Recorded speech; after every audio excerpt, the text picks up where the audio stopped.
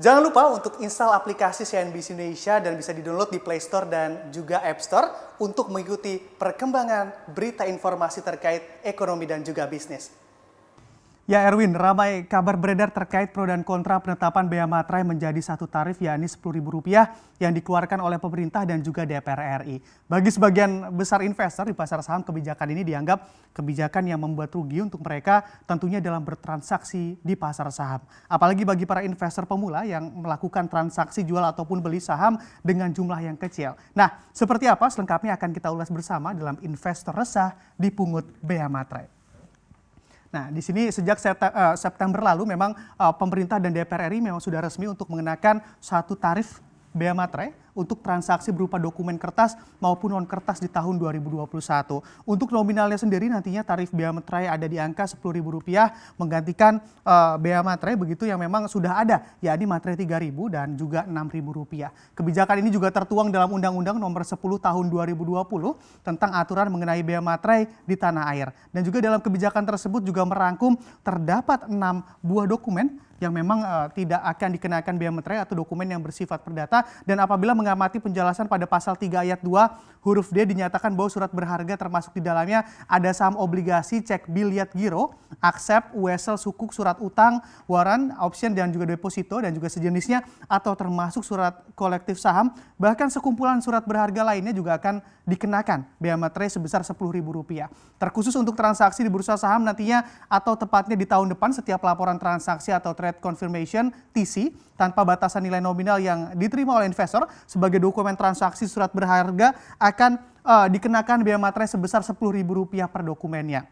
Namun juga ada sejumlah dokumen begitu yang memang dibebaskan dari bea materai, yakni dokumen yang diberlakukan untuk penanganan bencana alam, lalu juga ada dokumen-dokumen untuk kegiatan yang bersifat keagamaan dan juga sosial dalam rangka mendorong program pemerintah dalam melakukan perjanjian. Tarif bea materai ini juga tidak berlaku untuk segala bentuk ijazah, tanda terima pembayaran gaji, uang pensiun, uang tunjangan, serta pembayaran lainnya yang berkaitan dengan hubungan kerja dan surat yang diserahkan untuk mendapatkan pembayaran yang dimaksud. Untuk Anda yang hobi melakukan transaksi e-commerce, siap-siap juga nih untuk transaksi di atas Rp5 juta juga akan dikenakan bea materai sebesar Rp10.000. Lalu pertanyaannya adalah berapakah potensi penerimaan negara dari bea materai ini? Nah, dipublikasikan pula bahwa dari adanya kebijakan ini begitu ya terkait bea materai ini potensi penerimaan negara akan bertambah sebanyak 11 triliun rupiah banyaknya. Selain itu Menteri Keuangan Sri Mulyani juga mengatakan bahwa penetapan tarif bea materai menjadi Rp10.000 ini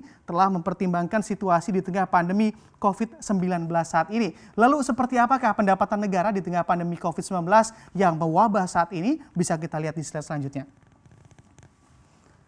Nah, di sini memang bila merujuk pada data yang dipublikasikan oleh Kementerian Keuangan, bisa dilihat di sini realisasi pendapatan negara hingga Oktober 2020 memang grafiknya begitu mengalami penurunan. Di grafik yang memang warna oranye ini adalah di tahun 2019 dan yang warna biru adalah di tahun 2020. Memang bisa dilihat dari penerimaan pajak ini juga mengalami penurunan, lalu juga penerimaan negara bukan pajak juga mengalami penurunan di tahun ini, dan juga memang penerimaan hibah saja yang hanya mengalami kenaikan sedikit. Lalu memang dari data ini juga bisa dilihat pada bulan Oktober 2020 tercatat realisasi pendapatan negara dalam APBN berada di angka Rp1.276,9 triliun atau jumlah tersebut turun sebanyak 15,4% begitu ya banyaknya dibandingkan periode yang sama di tahun lalu sebesar Rp1.508,5 triliun.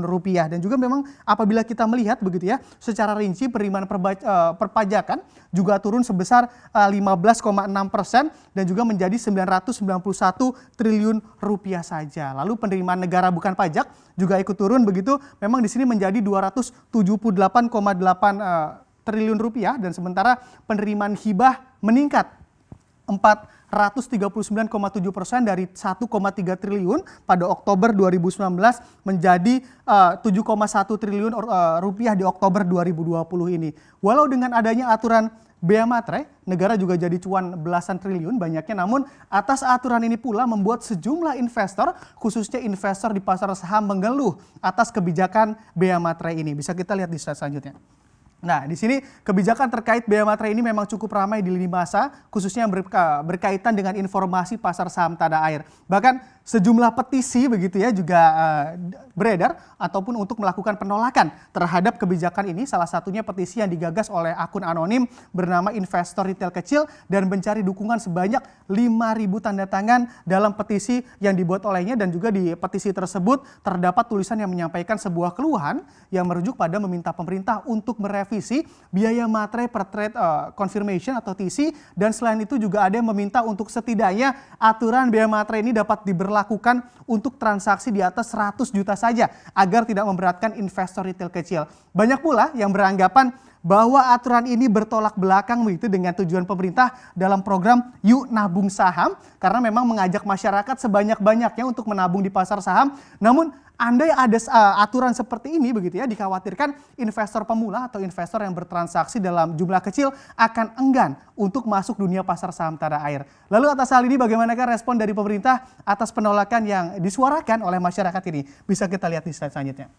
Nah, di sini pemerintah melalui DJP Kementerian Keuangan memang menjelaskan bahwa hingga kini DJP juga memang masih menyusun aturan pelaksanaan atas Undang-Undang Biaya Materai yang baru yakni UU nomor 10 tahun 2020 ini. Pengenaan biaya materai juga akan dilakukan terhadap dokumen dengan mempertimbangkan batasan kewajaran nilai yang tercantum dalam dokumen serta memperhatikan pula kemampuan dari masyarakat. Selain itu, DJP juga masih berkoordinasi dengan otoritas moneter dan pelaku usaha untuk merumuskan kebijakan tersebut. Sedangkan untuk Bursa Efek Indonesia sendiri juga mengatakan begitu ataupun memberikan penjelasan bahwa hingga saat ini pihaknya masih menunggu petunjuk ataupun arahan dari DJP Kementerian Keuangan terkait nominal transaksi atau minimum transaksi yang akan dikenakan bea materai sebesar Rp10.000. Selain itu, untuk mencegah kesimpang siuran informasi, Bursa Efek Indonesia juga menjelaskan bahwa penetapan bea materai pada trade confirmation bukan per transaksi, namun untuk sekumpulan transaksi yang dilakukan di satu hari dan TC dikeluarkan oleh broker ke nasabah begitu ya di akhir hari dari transaksi tersebut.